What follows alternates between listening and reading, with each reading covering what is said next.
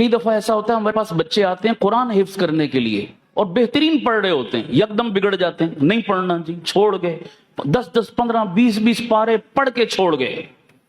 वालिदैन ने भी जोर लगाया, हमने भी जोर लगाया, बच्चा बिगड़ा हुआ है, नहीं जी कुरान पढ़ना ही नहीं है, नौजुबिल्लाह। ऐसे वाकयात पेश आए।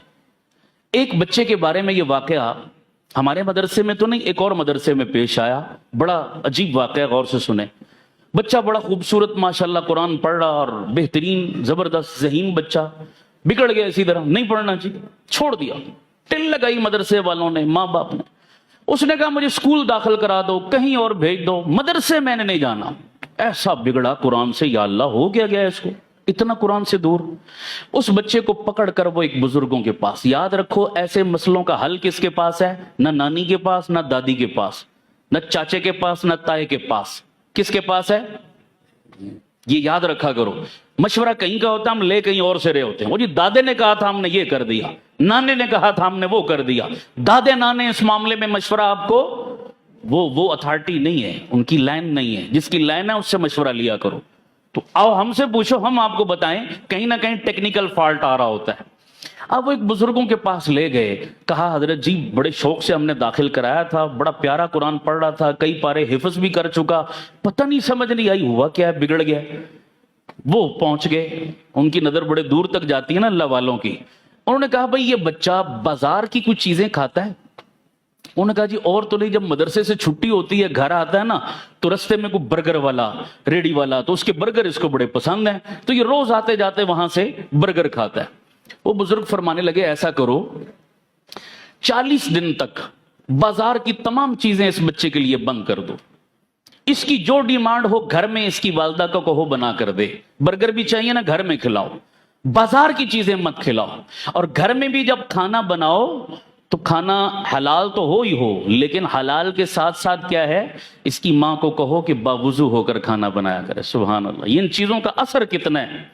बावुजू होकर खाना बनाया करे और जिक्र या तिलावत करते हुए खाना बनाया करे।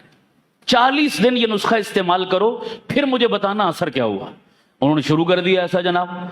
चंद दिन गुजरे थे, बच्चा खुद ही तैयार हो गया, ले चलो भाई मुझे मदरसे, मुझे मदरसे ले चलो, खुद ही तैयार हो गया। वालिदैन बड़े खुश हुए, गए उन बुजुर्गों के पास, हजरत जी वाकई आपका नुस्खा तो बड़ा काम कर गया, इसमें राज क्या था? फरमाने लगे अक्सर, सबकी बात नहीं कर रहा, लेकिन अक्सर बाजार में जो चीजें मिलती हैं खाने पीने की, खास तौर पर तैयार की हुई, अक्सर लोग बेनमाजी होते हैं। और हदीस बता रहा हूं, हदीस बता रहा हूं, मेरे नबी के फरमान का मफहूम, एक बेनमाजी की नहूसत 40 घरों पे पड़ती है। 40 घर का मतलब पूरा मोहल्ला, तो जहां पूरे का पूरा मोहल्ला बेनमाजी हो, उस मोहल्ले की नहूसत का आलम क्या होगा, आप अंदाजा लगाएं। अब ये नहूसत होती क्या है, उसके आफ्टर शॉक्स क्या होते हैं, ये एक अलग मौजू है, फिर कभी बताऊंगा कि कितनी खतरनाक चीज है ये। एक बेनमाजी पूरे मोहल्ले को लपेट में लिए हुए है, तो खुद उसके अपने वजूद में कितनी नहूसत होगी।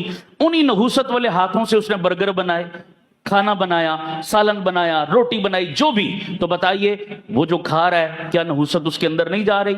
अब नहूसत जिसके अंदर गई, उसका आमाल में दिल लगेगा, तिलावत में दिल लगेगा, नमाज में दिल लगेगा? कभी भी नहीं। वो फरमा रहे थे कि ये वजह थी जिस वजह से बच्चा बिगड़ा हुआ था और नहीं इस तरफ आ रहा था। मैंने आपको ये नुस्खा बताया, वो काम कर गया। लिहाजा इस किस्म के खाने, तो सोचो बेनमाजी हाथों का खाना खाकर बंदा कुरान से दूर हो गया, तो जो बंदा खा ही हराम रहा है वो कुरान पढ़ेगा?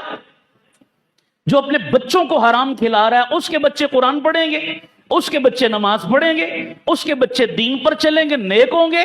मैं हैरान होता हूं भाई, वालिदैन आकर दुआ मंगवाते हैं, मौलाना दुआ करो मेरा बच्चा नेक बन जाए, मौलवी साहब दुआ करो मेरी बेटी नेक और शर्म पर्दे वाली बन जाए। ठीक है, अच्छी बात है, दुआ तो कर रहे हैं, और तो दवा भी तो करो ना, दवा भी तो करो। दवा का मतलब क्या? अपने बच्चों को हलाल तो खिलाओ, हलाल का लुकमा तो उनके पेटों में डालो। अपनी रोजी पर नजर नहीं कर रहे कि सारा दिन मार धाड़ करके दिहाड़ी लगाते हो, झूठ और फ्रॉड करके दिहाड़ी लगाते हो, और शाम को जो रोजी अपने बच्चों को खिलाते हो वो हराम खाकर, क्या हमारी दुआओं से आपका बच्चा नेक बन जाएगा? कभी भी नहीं हो सकता, कभी नहीं हो सकता। हलाल खिलाओ, फिर देखो कि आपसे पहले आपका बच्चा दौड़कर मस्जिद में आएगा। हलाल खिलाओ, फिर देखो आपका बच्चा आपकी आंखों की ठंडक कैसे बनेगा। ये उसूल है। ہم لوگ اس طرف توجہ نہیں کرتے کہ ہماری آمدن آ کیسے رہی ہے. پھونک پھونک کر قدم رکھو یارو. یہ بڑا نازک دور ہے, بڑا نازک دور ہے. جب پیسہ آ رہا ہوتا ہے نا دونوں ہاتھوں سے, پھر اچھے اچھے دینداروں کو حلال حرام کی تمیز پھر مٹ جاتی ہے. کہتے ہیں دیہڑی لگاؤ, بس دیہڑی لگاؤ. اس وقت تو دونوں ہاتھوں سے دیہڑیاں لگا لیتے ہو, لیکن پھر جب اس کے آفٹر شاکس آتے ہیں پھر سر پیٹتے ہو, پھر رونا روتے ہو, پھر وظیفے پوچھتے ہو کہ یہ کیا ہو گیا, وہ کیا ہو گیا. اس کی بنیاد یہ بھی ہے ایک, اللہ تعالی ہمیں خود بھی اپنی اولادوں کو بھی حلال کا لقمہ دینے کی توفیق عطا فرمائے.